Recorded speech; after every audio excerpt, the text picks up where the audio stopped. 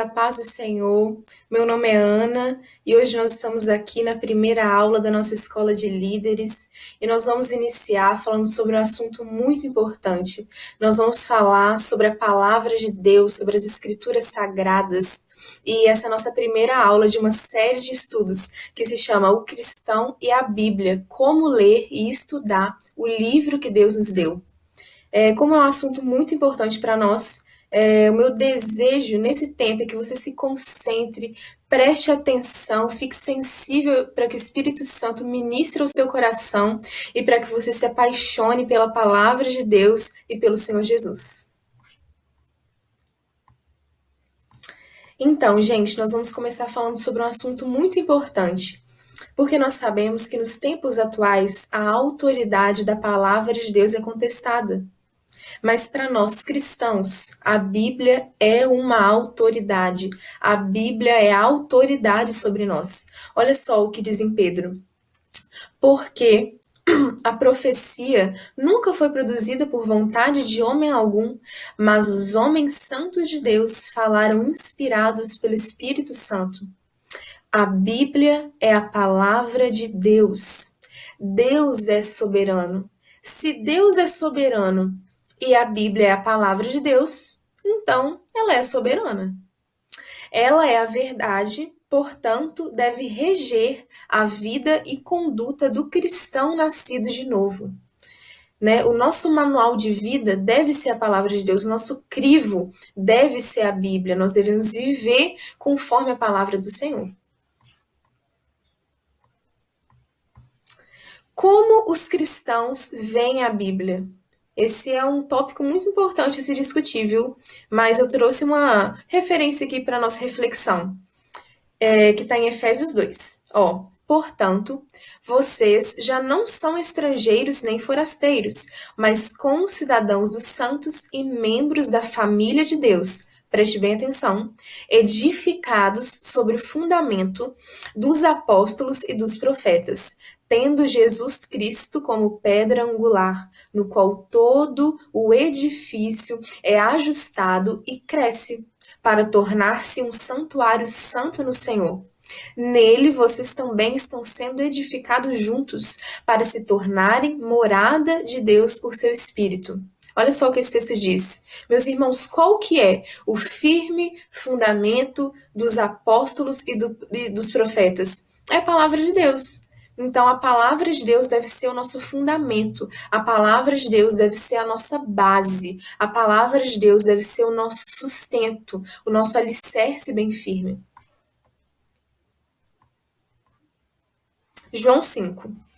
Examinais as Escrituras, porque vós cuidais ter nelas a vida eterna, e são elas que de mim testificam. Essas palavras aqui são palavras do nosso Senhor Jesus, e aqui fica bem claro para nós, né? De que se nós temos acesso à palavra de Deus, é para a gente examinar, é para a gente estudar, é para a gente entender, porque elas testificam, elas falam sobre Jesus.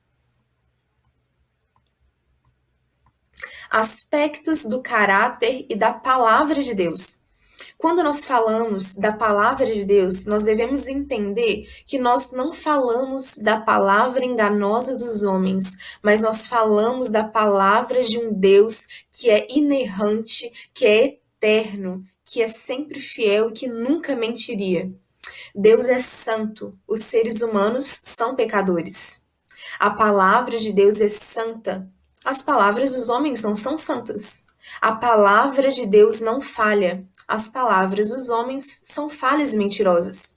Mas quando a gente fala acerca da Bíblia, essas palavras da Bíblia são dignas de confiança, porque não são palavras de homens, mas são palavras do próprio Deus. Então, que devem ser verdade para nós, nós devemos encarar a Bíblia como verdade, devemos confiar no que está escrito, porque o que está escrito vem da parte do Senhor e não de homem. Agora, nós falamos muito, né? Que a Bíblia é a palavra de Deus. Por algum momento você pode ter se perguntado, ou quando alguém te perguntou, né? O que é a Bíblia? De imediato, no automático, a gente já responde: a Bíblia é a palavra de Deus. Mas o que realmente significa palavra de Deus? Então, no início desse estudo, nós vamos esmiuçar o significado do termo palavra de Deus. O primeiro tópico é: a palavra de Deus se trata de uma pessoa. Vou ler uma referência aqui e vocês podem, ler as outras. No princípio era aquele que é a palavra. Ele estava com Deus e era Deus. Jesus é a palavra. Ele estava com Deus no princípio. Aquele que é a palavra estava no mundo e o mundo foi feito por intermédio dele, mas o mundo não reconheceu. Então, quando nós falamos acerca da palavra de Deus, nós temos que ter consciência de que a palavra de Deus se manifesta em uma pessoa e que essa pessoa é Cristo. 2. A criação é um tipo, é uma manifestação da palavra de Deus. Então, quando nós falamos palavra de Deus, isso também se encaixa para a criação, porque a criação é uma expressão de parte de quem o Senhor é, né? Porque Ele é o grande Criador e soberano que fez todas as coisas.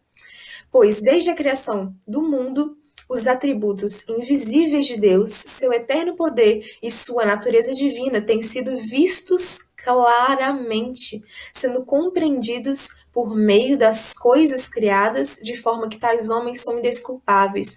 Então a palavra diz que nós somos indesculpáveis. Quando nós olhamos para a criação, quando nós olhamos para aquilo que o Senhor Deus fez e nós não reconhecemos Ele, nós somos indesculpáveis. 3. A palavra de Deus se manifesta de alguma maneira na consciência dos homens. Lembra lá que nós somos feitos à imagem e semelhança do Senhor? Então a nossa consciência, de uma maneira ou de outra, acusa o que é certo e o que é errado. E isso é uma pista. É uma pista do que Deus quer dizer. 4. A palavra de Deus se manifesta como uma ordem, um decreto.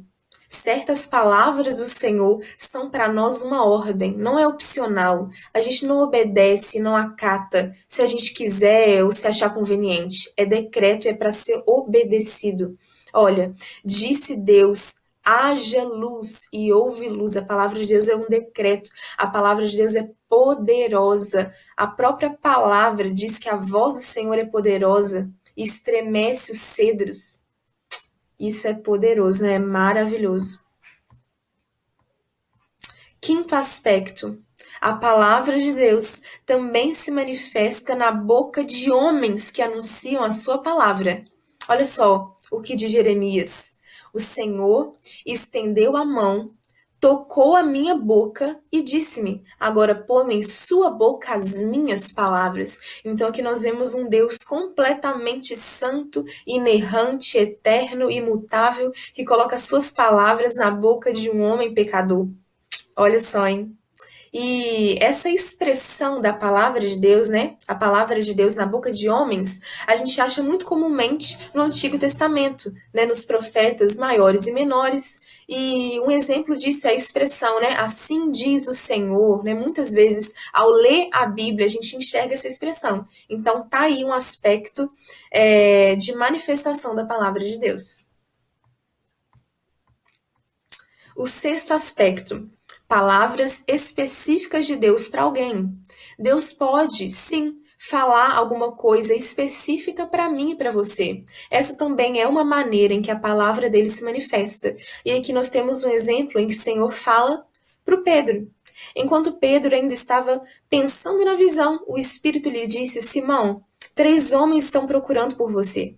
Aqui nessa passagem o Senhor não diz para a multidão, o Senhor não diz para os outros discípulos, mas o Senhor diz para Pedro. Então ele pode sim dirigir uma palavra específica. E o 7º tópico, né, que a gente vai falar aqui é o aspecto da palavra de Deus que a gente está mais familiarizado, né? Que é a palavra de Deus escrita. Bom, no primeiro momento, né, no Antigo Testamento, o Senhor entregou a sua palavra escrita para Moisés, né, nas tábuas da lei, né, no Monte Sinai. E esse foi o primeiro momento da história que a palavra de Deus foi escrita pelo próprio Deus. E a outra forma que a gente tem da palavra escrita de Deus é a Bíblia, né? Ao longo da história, com diversos autores e contextos históricos diferentes, Deus deixou registrado a sua palavra, né? A Bíblia sobreviveu à história e chegou hoje nas nossas mãos. E muitas vezes nós negligenciamos esse aspecto da palavra de Deus, né? Nós nem abrimos a nossa Bíblia ou deixamos ela na estante empoeirada, mas se a Bíblia chegou até nós foi porque Deus trabalhou ao longo da história, em muitas vidas, em muitos contextos diferentes. Então vamos valorizar, meus irmãos, a palavra de Deus que hoje se encontra escrita na Bíblia para nós.